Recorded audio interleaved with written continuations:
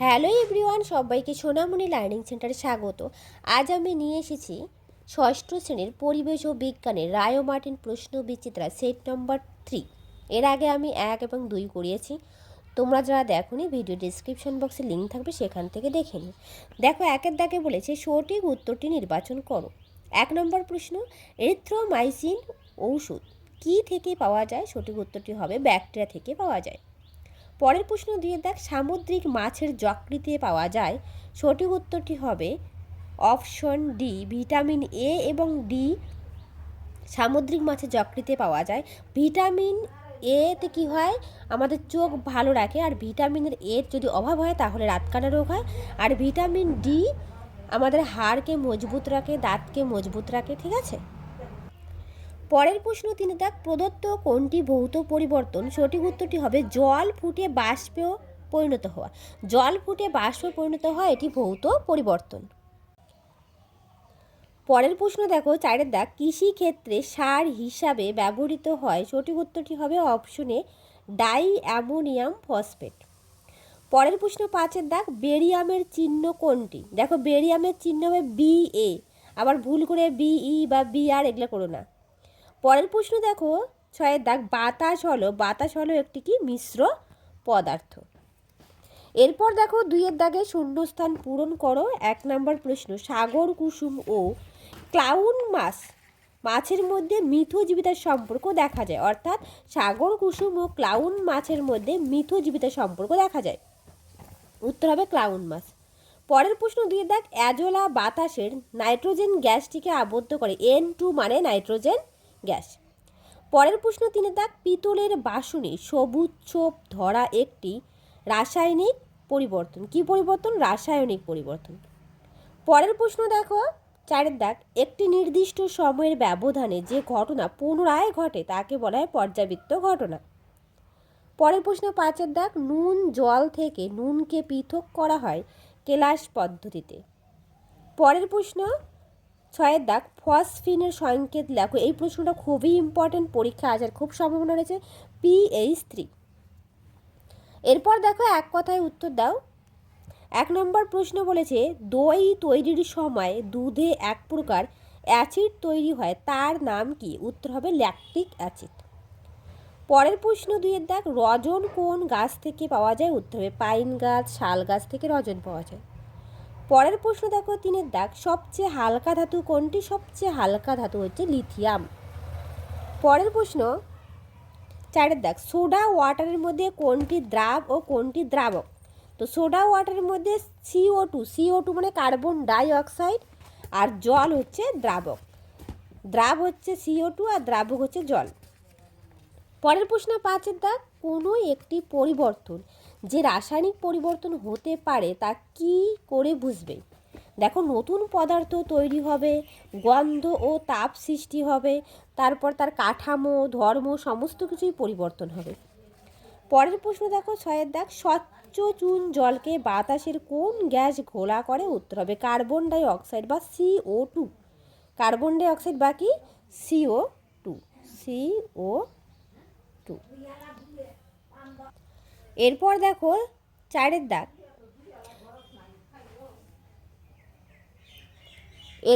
4 দাগ, সংক্ষিপ্ত উত্তর দাও যে কোনো 6টি। 1 নম্বর প্রশ্ন, পাউরুটির গায়ে ফুটো ফুটো থাকে কেন?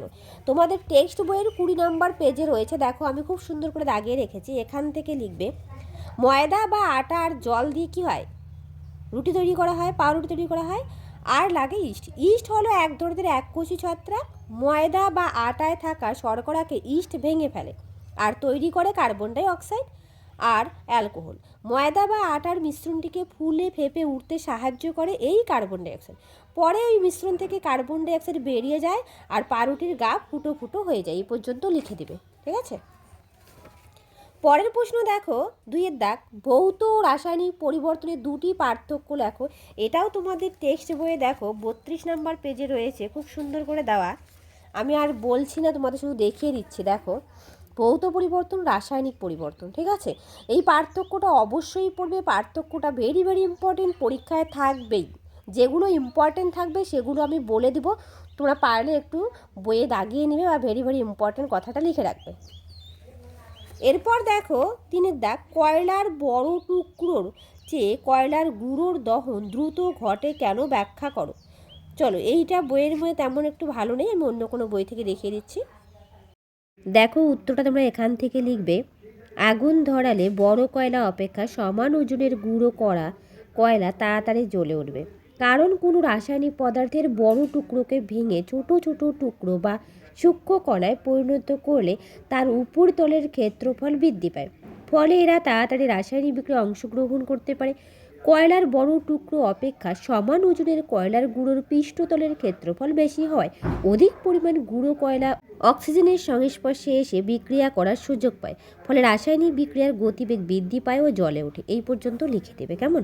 চলো পরের প্রশ্ন। পরের প্রশ্ন দেখো 5 দাগ, কার্বন টেট্রাক্লোরাইডের সংকেত লেখো এবং এতে কোন কোন পরমাণুর কটি করে উপস্থিত থাকে তা লেখো। কার্বন থাকে 1টি, ক্লোরিন থাকে 4টি। ঠিক আছে, কার্বন টেট্রাক্লোরাইডের সংকেতটা আমি দেখে দিচ্ছি। দেখো সংকেতটা CCl4। দেখো তোমাদের টেক্সট বইয়ের 50 নম্বর পেজে রয়েছে কার্বন টেট্রাক্লোরাইড CCl4, 4টি ক্লোরিন পরমাণু আর টেট্রাক্লোরাইড রয়েছে। ঠিক আছে, এটা অবশ্যই পড়বে। এরপর দেখো H2H, H2 এবং 2H2 বলতে কি বোঝো, এটা আমি তোমাদের অন্য একটা বই থেকে দেখিয়ে দিব, তোমাদের বইয়ে তেমন ভালো আমি পাইনি। দেখো উত্তরটা এখান থেকে লিখবে, হাইড্রোজেন বলতে হাইড্রোজেনের একটি পরমাণুকে বোঝায়। 2H বলতে দুটি পৃথক হাইড্রোজেন পরমাণুকে বোঝায়। H2 বলতে হাইড্রোজেনের একটি অণু বোঝায় যা দুটি হাইড্রোজেন পরমাণু নিয়ে গঠিত। আর 2H2 বলতে দুটি পৃথক হাইড্রোজেন অণুকে বোঝায়। এই পর্যন্তই লিখে দেবেন। আপনাদের বইতে ভালো পাইনি আমি, এখানে পেলাম, দিয়ে দিলাম। ঠিক আছে, চলো পরের প্রশ্ন। এরপর দেখো 7 দাগ, বালি, লোহার চূর্ণ ও লবণের মিশ্রণকে কীভাবে পৃথক করবে। দেখো উত্তরটা তোমরা এখান থেকেও লিখতে পারো, চিনি, বালি, লোহা চূড়ের মিশ্রণ থেকে উপাদানগুলিকে পৃথক কীভাবে করবে। একটি কাগজে চিনি, বালি, লোহা চূড়ের মিশ্রণ নেওয়া হলো। একটি শক্তিশালী দণ্ড চুম্বককে মিশ্রণের মধ্যে নাড়ালে চুম্বকের গায়ে লোহা চূড়ে আটকে যাবে। এভাবে মিশ্রণ থেকে লোহা চূড় আলাদা হলো। অবশিষ্ট মিশ্রণটিকে একটি বিকারে নিয়ে তাতে জল ঢেলে ভালোভাবে নাড়া হলো। এর ফলে চিনি জল দ্রবীভূত হয়ে যাবে।